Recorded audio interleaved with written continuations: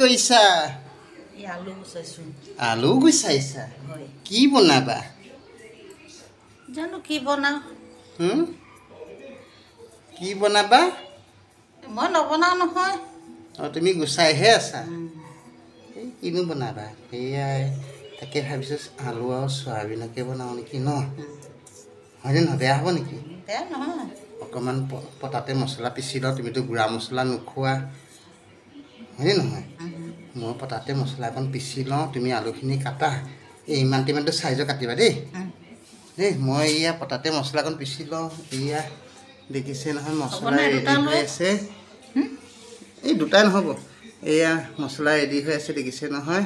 এয়া জিৰা জালুক আৰু শুকান জলকীয়া, এইপিনে লং এটা আৰু ইলাচি দুটা, এয়া পতাত পিচি এনেকৈ আজি দিনৰ চব্জি বনাওঁ। আপোনালোকে চাই থাকিব। ঠাণ্ডা ভাত বাদ দিয়া, তুমি আলুখিনি কাটা। মই ঠাণ্ডা ভাতে খাম। মই মছলাটো পিচি লওঁ দেই।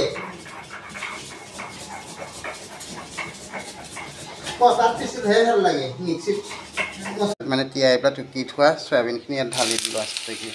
এতিয়া চয়াবিনটো ৰঙা হোৱালৈকে মই ভাজি লওঁ।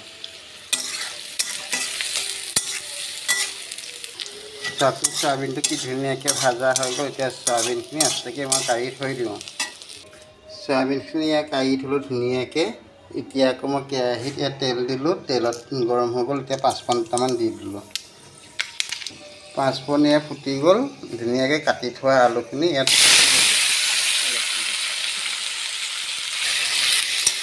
এনেকৈ ৰঙাকৈ ভাজি লওঁ অলপ সময়।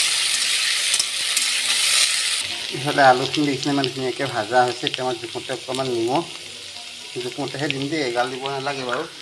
আৰু অকণমান হালধি দি অকণমান ধুনীয়াকৈ লৰাই ভৰাই আকৌ অকণমান সময় ভাজি লওঁ 2 মিনিটমান।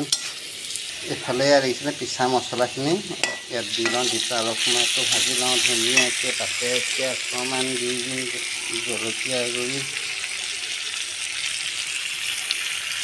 এনেকৈ ধুনীয়াকৈ অলপ সময় লৰাই বগৰাই ভাজি লওঁ। এতিয়া আলুখিনি ধুনীয়াকৈ ভাজা হৈ গ'ল। তাৰপিছত অকণমান পানী দি দিওঁ।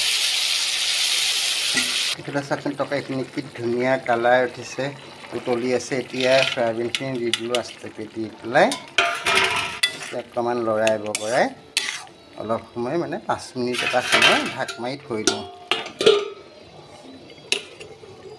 কিনো হৈছে তৰকাৰীটো চাওঁ আহকচোন। চাওকচোন কি ধুনীয়া চয়াবিন আলু চব্জি তৈয়াৰী। কালাৰটো দেখিছে নাই?